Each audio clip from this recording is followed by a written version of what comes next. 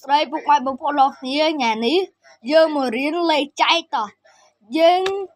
រៀនចែក3ខ្ទង់និង1ខ្ទង់ដោយគ្មានសំណល់តោះឥឡូវគឺចែកដូចនេះជាមួយតោះយើងមើលអាទី1នេះយើងមើលលេខ6តែលេខ6នេះអាចចែកជាមួយនឹង5នេះបានអត់បានព្រោះអាលេខ6វាធំជាងលេខ5កាន់ខ្ទង់បាទចឹង5ម្ដង5យើងតោះហើយ6ដក5សល់1មិនអាចចាច់ជាមួយនឹង5បានទេតម្លាក់លេខ5ចោះហើយ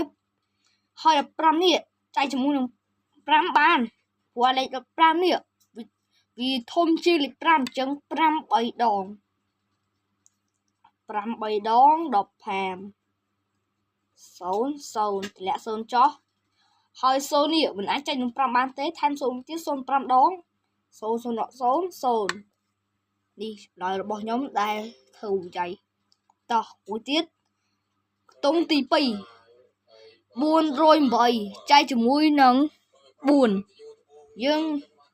ងកាត់យកមួយខ្ទង់ព្រោះលេខស្មើគ្នាអញ្ចឹង4ម្ដង